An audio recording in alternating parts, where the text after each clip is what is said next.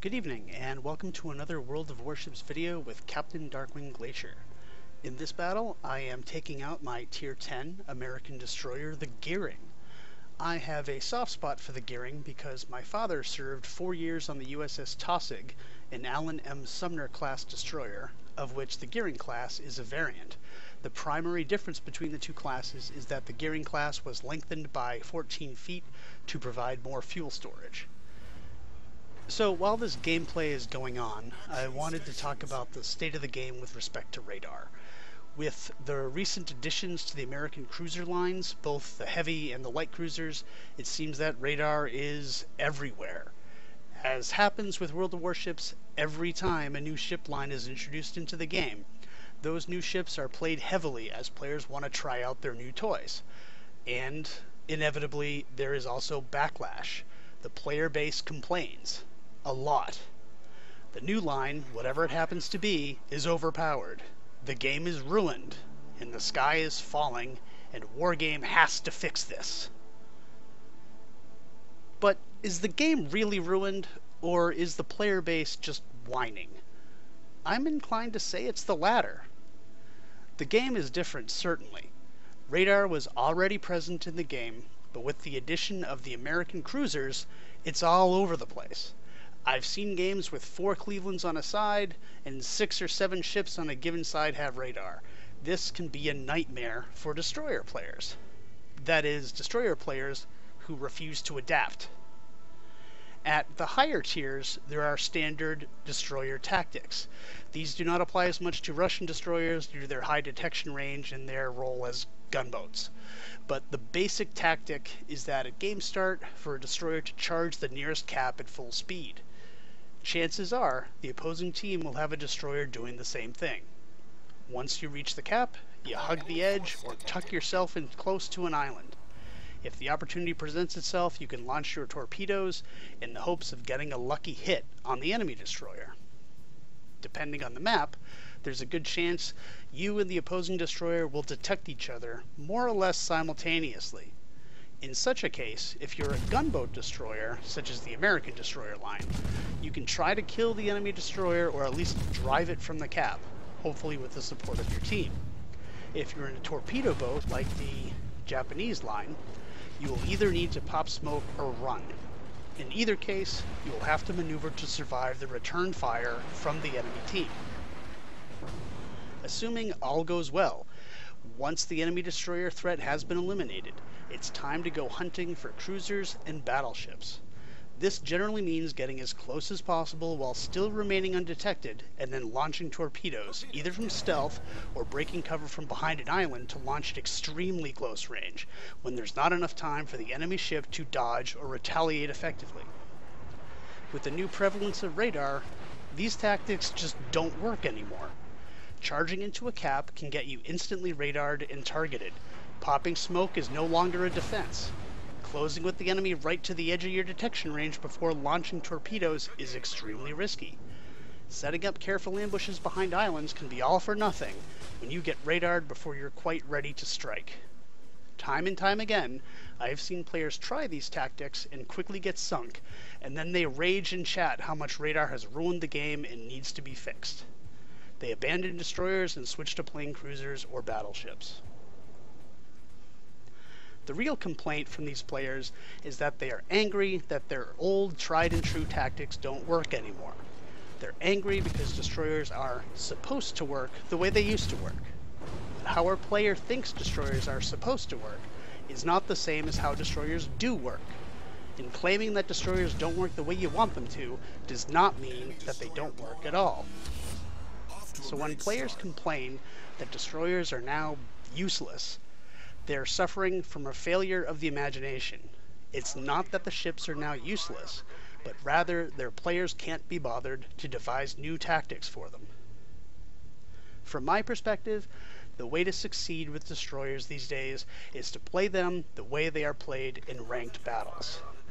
I've played in 6 seasons of ranked battles now, and I've achieved rank 1 in the 5 most recent of them. Most of those seasons were tier 7 and above, which means radar was a large part of the game. Players who had the choice of radar or another consumable, for example smoke, such as with the British cruiser line, learned very quickly to dump the smoke and get the radar. It was more beneficial to the team, and since you could get radared within your smoke, it was all around better to get radar instead. During these ranked seasons, many players insisted that the matchmaker was terrible, in that if teams did not have an equal amount of radar ships, the team with the most had an unfair advantage. After seeing enough complaints about that, I decided to test it, and I started keeping track of how many radars my team had compared to the other team, and then tracked if it resulted in a win or a loss. Many times the differential was 0, many times it was one more radar on a given team, and sometimes it was actually 2 more radars on one team than the other. Over the 245 games that I tracked, I was using a radar ship 40 times, or about 16% of the time. 52 times, or 21% of the time, I was in a destroyer, usually my Sims or a Benson. The results were as follows. If my team had more radar, my win percentage was actually 43%, 25 wins and 33 losses. If we had the same amount of radar, my win percentage was 56. That is 60 wins or 47 losses. If my team had less radar, it was a perfect split, 40 to 40, 50%. I'm only one player, and 245 games is not a huge sample, given that tens of thousands and perhaps even hundreds of thousands of games can be played in a ranked season. So 245 games is not the biggest sample. But my results suggest that having a radar advantage isn't the automatic game winner that some players seem to think it is. Within a reasonable amount of error, there does not seem to be a significant advantage to having more radar. So how do players in destroyers play them in ranked battles? The first thing to do is to identify all the enemy ships that have radar while waiting for the battle to begin. You should be doing this regardless. Learn the radar range for each ship. If you really want to go overboard, learn their radar durations and their cooldown times. When going for a cap that has islands, you can take cover behind an island and then sit tight. When the cap is exposed, bide your time and do not charge in. That is, unless you have the ability to quickly escape or get into cover behind another island. In either situation, the key is to be patient.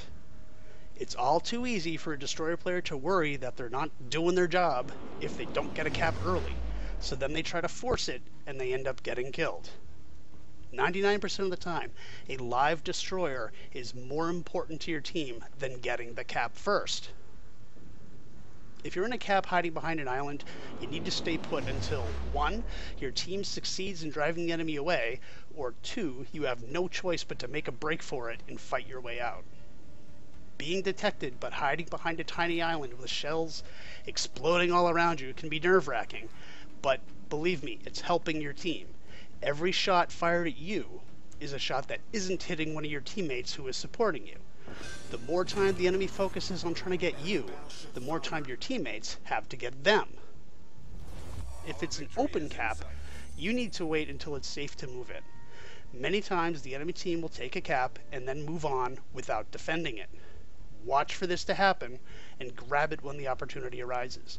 This situation tends to happen in the mid to late game, and that means you have to survive that long in order to do it. Getting killed while trying to force a cap does not help your team. Keep your eyes on the minimap. Keep an eye out for the radar ships where they are headed. Every map has its special spots where radar ships like to set up. Anticipate that and plan your strategy around it. Whenever possible, stay out of radar range. Resist the urge to fire your guns unless you're certain you have a quick exit or the threats are minimal. Scout and spot for your team. Many destroyers want to be the sneaky ninja who operates independently from the rest of the team and unleashes massive volleys of torpedoes at unsuspecting battleships from close range without ever getting detected. But realize that now your role has changed. To be the most effective, you need to support your team. Smoke up your cruisers. Even with the smoke update increasing the detection bloom when firing, many cruisers can still benefit from it, and they will be able to shoot at the enemy from outside radar range. You can still set up ambushes, but recognize that the end goal is not always to spring the trap and sink a battleship with a surprise torpedo salvo. If you're in a good ambush position and are spotted by radar, two things can happen. One, if you sit tight and wait out the radar, once it goes down, the enemy may forget you're there. This is unlikely, but it does happen. Or two, the enemy might get cold feet about that advance they were planning on making. Knowing that a destroyer is there waiting for them can often frighten them into hanging back.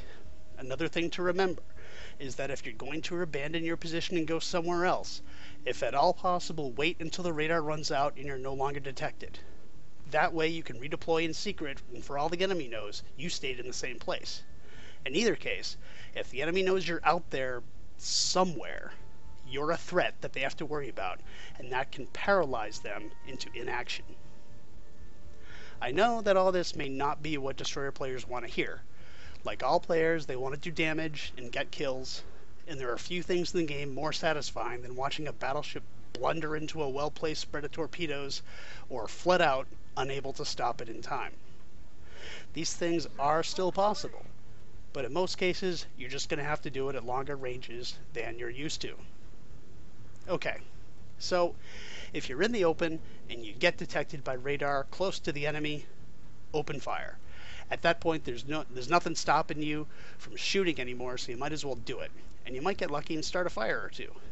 However, if you're near the edge of radar range, you might be able to get out of range quickly, and in such a case, don't open fire. If you do open fire, remember to cease fire as the radar begins to run out. This is why it's important to know how long each radar lasts. If you do it right, your detection bloom will shrink just as the radar duration ends, and you'll disappear. Now, while you're under fire, keep dodging. Everyone knows this. A lot of people just wiggle back and forth in a predictable pattern, though, and a skilled player can adjust for that, and you'll find yourself still taking a lot of hits. If, however, you mix it up, both in direction and how long you stay in a given turn, it makes it harder for them to compensate. One technique I've used, which works pretty well, only when a single ship is targeting you, is to time your maneuvers with their shots. Stay on a steady course until they fire, and only then change course. Steady up on your new course until they fire again. By steadying up between turns, the enemy ship will line up their next shot, assuming you will stay on that steady course, and then when they fire, you'll evade their shots. Of course, this won't work nearly as well when there are multiple ships firing at you, but the principle still holds. Hold a steady course for a few seconds, just long enough for the enemy to line up their aim point on your new course, and then suddenly change it. If you wiggle your rudder back and forth quickly, the net result is your ship doesn't change position nearly as much as you think it does, and you're going to get nailed. Now, the new radar environment has certainly changed the game, and it has made it much more challenging for destroyer players. But if you adapt and keep your head, you can still have good games and make a strong contribution to your team winning. I'll say it one more time. Be patient. Wait for the right moment to strike. So all your destroyer players, you still have hope. So good luck, have fun, and thanks for watching.